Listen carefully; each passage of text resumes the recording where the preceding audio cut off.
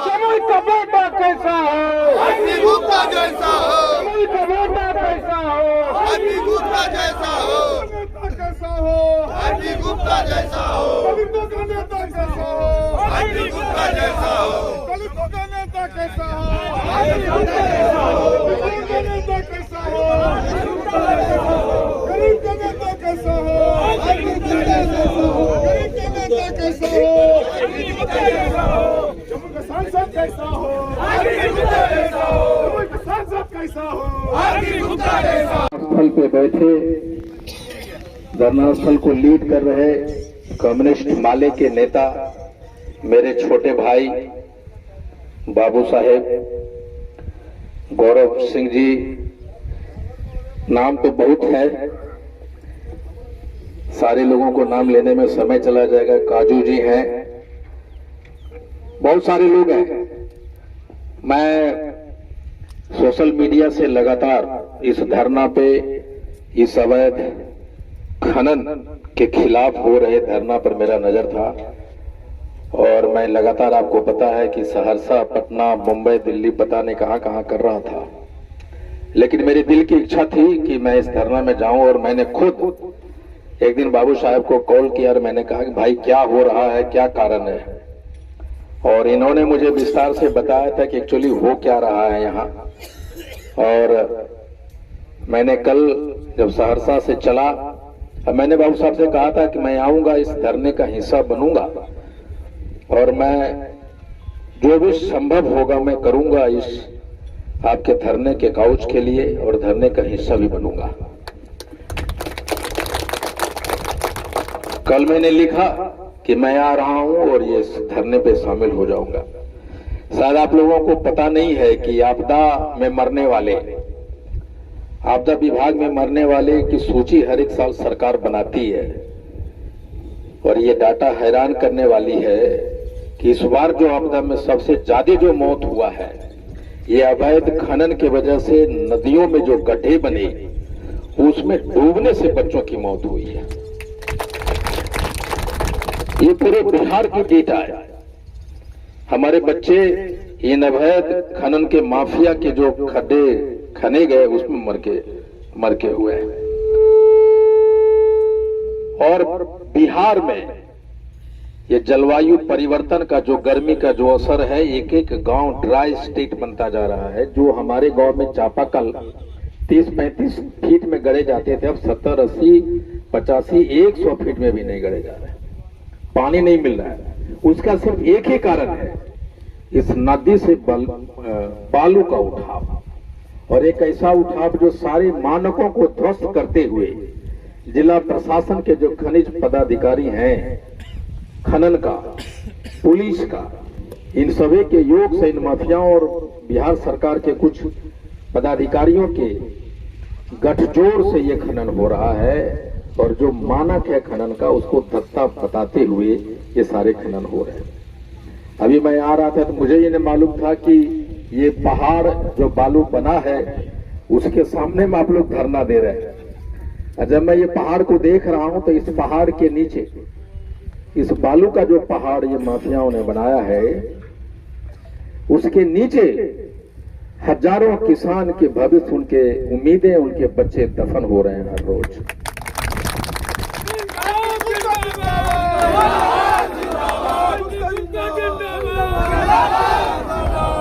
और ये जो लोक सुनवाई हुआ है, इस लोक सुनवाई पे भी सुनवाई हो, और जो पदाधिकारी सुनवाई किया था जिसकी अध्यक्षता में, चाहे जहां भी हो, राम दुलार, जो भी राम दुलार राय साहब जहां भी है, वो उनके ऊपर भी सुनवाई सुनिश्चित करूंगा मैं।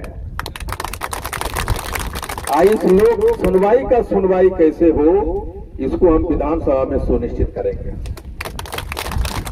और ये जो खनन विभाग के माननीय मंत्री हैं विजय सिन्हा जी, वो लगातार अपने छवि के लिए, अपने स्वच्छ छवि के लिए वो जाने जाते हैं पूरे बिहार में। और मैं उनसे मिलकर, शायद पता नहीं उनको ये जानकारी है कि नहीं है, लेकिन उनसे मिलकर मैं उनके तथ्यों को उनको बताऊंगा, और जरूरत पड़ेगा तो हम व्यक्तिगत तौर पे माननीय मुख्यमंत्री से इस बिंदु को लेकर मिलेंगे और विधानसभा में भी ये क्वेश्चन हम उठाएंगे। और अगर ये क्वेश्चन एक्सेप्ट नहीं होगा तो याचिका समिति के माध्यम से ये क्वेश्चन आएगा, लेकिन आप यहाँ धरना पे डटे रहिए, आईपी गुप्ता आपके लिए वहां लड़ेगा। जमुई का आपको नहीं पता कि जमुई के परिवर्तन में, जलवायु परिवर्तन में और प्रदूषण को और वो जमुई के नदियों को सुखाने वाले दूसरे जिले के लोग नहीं, यहीं के लोग हैं। उनको सिर्फ अपने झोली भरने से मतलब, आपके लाश पे भी चढ़ के जाने के लिए तैयार है, लेकिन उनके बैग में रुपया आना चाहिए, ये श्योर करते हैं वो। जब कोई खड़ा नहीं हो जम्मू के इन सारे कामों के लिए, तो एक आदमी है जो खड़ा हमेशा रहेगा, वो आईपी गुप्ता है। और सीपीआई माले वाले तो हमेशा लड़ते रहे, लेकिन इनकी आवाज इतना दब जाता है, वहां बेचारे लड़ते हैं। बाबू साहब जब देखो धरने पे बैठल रहता है। ऐसे आदमी के एमएलए होना चाहिए कि नहीं होना चाहिए? बाबू साहब जब एमएलए बनेंगे, ये तो लड़ाकू आदमी है, एमएलए बन के बदलेगा तो इनको लोग बाला नोच लेंगे कि नहीं नोच लेंगे? कि एमएलए बनने के लिए सारा धरना देते थे, लेकिन हमको पता है जब ऐसा लोग एमएलए बनेगा तो ये कभी समझौता सिद्धांत से नहीं करेगा। कितना बार इनके पटिया वाले बोले भाई जमुइया काहे न मानते हैं भाई बाबू साहब के लिए, मैंने बोला इनके लिए। अब समझिए कौन नेता होगा, हम खुद जमुई में लेना चाह रहे हैं, लेकिन मैं इनको क्यों कर रहा हूं? क्योंकि लड़ने वाला आदमी है। किसी भी एक विधानसभा से इनको एमएलए होना चाहिए ऐसे लोगों को। नहीं, मैं आवाज उठा दिया, इनके दीपंकर साहब से भी करेंगे भाई चकाई लड़ाओ इनको। बोल सकते हैं कि नहीं बोल सकते हैं? लेकिन एक बात हम आपको यहां से कह के जा रहे हैं, इस मैटर को हम मरने नहीं देंगे, चाहे जितने रसूख वाले क्यों न लोग हो जाए।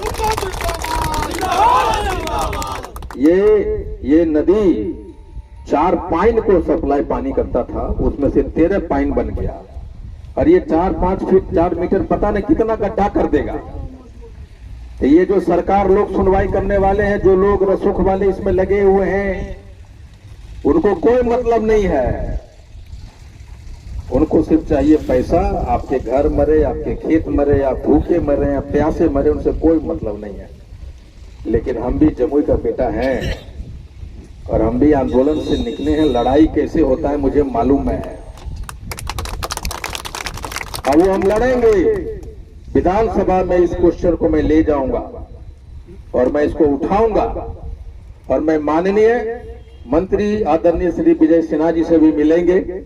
ये लोग मिल चुका होगा मुझे मालूम है, लेकिन हम भी मिलेंगे और माननीय मुख्यमंत्री से मिलकर हम ये बात करेंगे।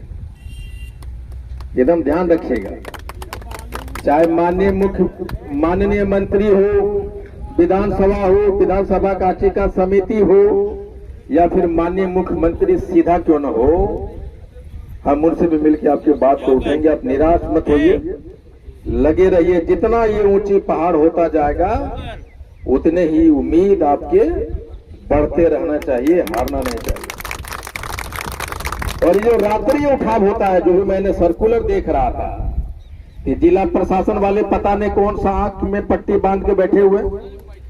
कल भी हम डीएम साहब से मिलेंगे, उनसे कहेंगे भाई जब ये कानून के खिलाफ आपके रहते इसे कैसे हो रहा है, मिल तो ले। माननीय मुख्यमंत्री से जब मिले तो कहेंगे जिला पदाधिकारी से मिले कि नहीं आईपी गुप्ता जी। आईपी गुप्ता जी किसी पार्टी का एमएलए नहीं कि हमको चुप करवा देगा। हम तो 2 मिनट में विधायक रिजाइन करने के लिए बैठल रहते हैं। अब हम जब वहां गए हैं तो पता चला है कि सिस्टम में क्या क्या होता है ना। इसलिए निश्चिंत रहिए, आपकी आवाज मुख्यमंत्री तक पहुंचेगी, ये मैं पहुंचा के रहूंगा और सुनिश्चित करूंगा। बहुत बहुत धन्यवाद, आप लगे रहिए, हारने वाली बात नहीं। और मैं हूं आप यहाँ रहिए, मैं पटना में हूँ। बहुत बहुत धन्यवाद। Thank you very much. IP Gupta जिंदाबाद, जिंदाबाद जिंदाबाद आईपी गुप्ता जिंदाबाद। जिंदाबाद जिंदाबाद।